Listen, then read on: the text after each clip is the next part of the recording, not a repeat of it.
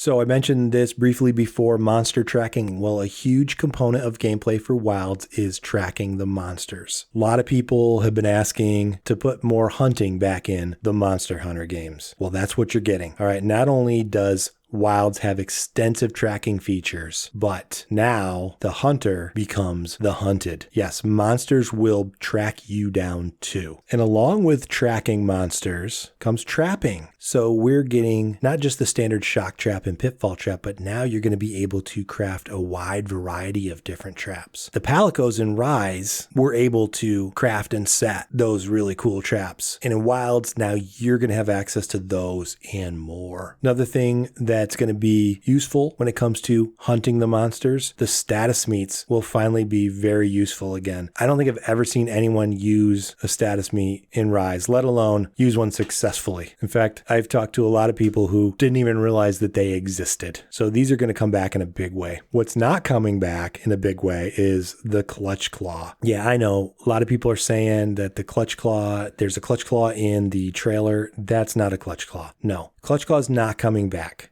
All right. It's obviously not a clutch claw in the trailer. It's way too small. It's more like a simple slingshot. It's not even a full-on slinger device. It looks nothing like what we had in World. All right, so that's a very simple device. To me, what they put in the trailer looks like a slingshot or a grappling hook. And in fact, what you're getting in Wilds is a grappling hook. Along with that grappling hook comes what's called a wyvern rope. This is a lot like a lasso or just a general purpose rope. So you'll be able to use it in conjunction with your grappling hook, and it'll have other functions too. Among the gear you're going to have available to you on your mount will be a throwing harpoon. Yeah, this harpoon will work in conjunction with your wyvern rope, and you can already imagine all the possibilities for this. And of course, fishing is coming back. Obviously, they're not going to get rid of that. One thing you might notice in the logo, not just the wyvern head logo, but you look at the full logo with the name, you'll see some concentric circles in various places, like off to the left of the lettering, kind of overlaid on top of the wyvern logo. You will see groups of concentric circles. All right, what this tells us is that fishing is going to be a much more important component of the game than in previous titles. If you've ever played a fishing minigame in literally any video game, those concentric circles should look very familiar to you. Now, in terms of foraging, fishing will be a major part of that. You're going to need the fish to feed yourself, of course. You're going to need them to do your crafting, and as in all previous titles, different types of fish for different types of ammo and other useful items. There's a lot of talk about weather systems in Monster Hunter Wilds. Are we going to have a weather system? Yes, there is a weather system in Monster Hunter Wilds. Something else that's pretty exciting, the sandstorm is back. Obviously, everybody saw it in the trailer. What that means is Gen Moran is back too.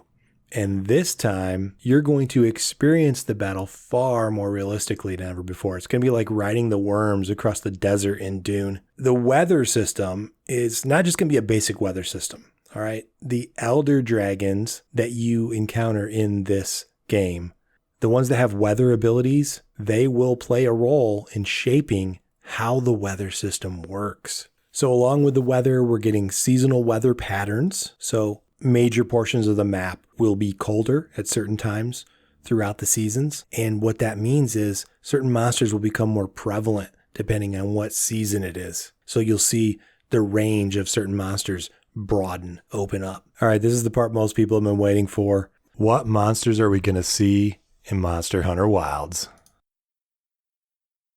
Kind of touched on a few of them before, but yes, the huge elders will spawn in on the map.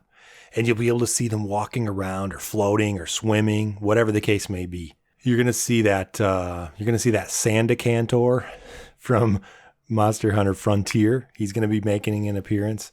I don't remember what his name is. And Nakarkos comes back. He's the perfect fit for this world. Diablos is obvious. Nibblesnarf is going to be here too. Najaral is back. Desert Celtis Queen.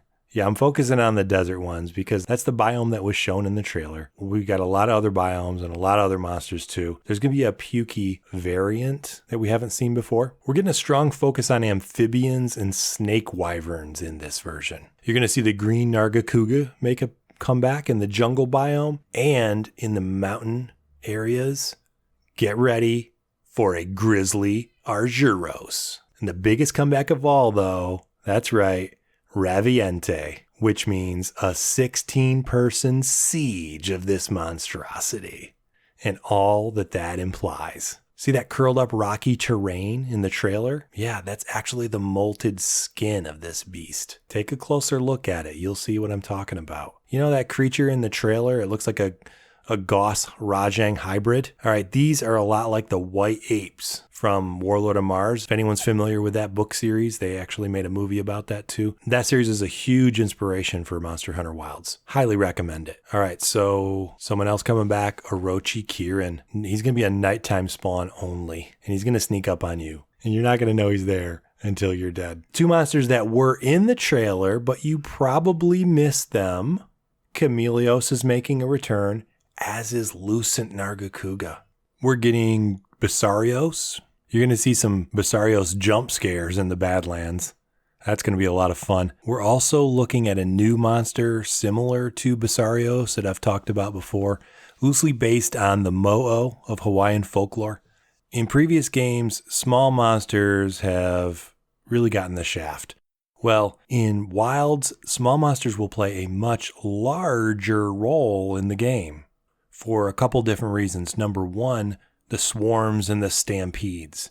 That's going to make them very dangerous. And the second big role they're going to play is that you need to hunt them for food to survive, first of all, and then for the materials that you need for your crafting. Remember, you're not going to be able to just buy anything you want or trade for it or stockpile it and stick it in your box in camp. You need to hunt and gather as you go. And so the small monsters are going to provide a very big part of the things that you need to survive. As far as other new monsters, you remember that one shark boy there, Zamtrios? Okay, now imagine a Zamtrios, but with more of a nibble snarf face, like a really big mouth, and he walks upright. Yeah, this guy is insane. We're also, after all these years, finally going to see the adult form of Gobel.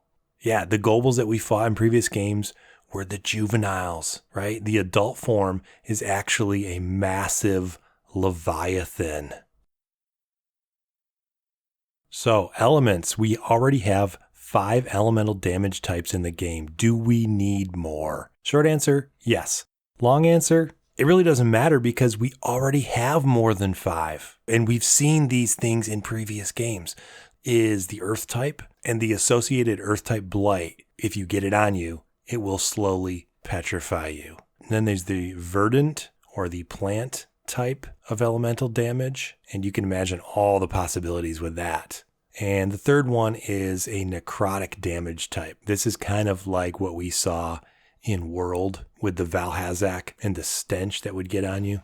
All right, so probably the most controversial thing about Monster Hunter Wilds, the thing that everybody has a very strong opinion on and everybody likes to argue about, paid DLC. What about it? We are getting tons of cosmetics for this game.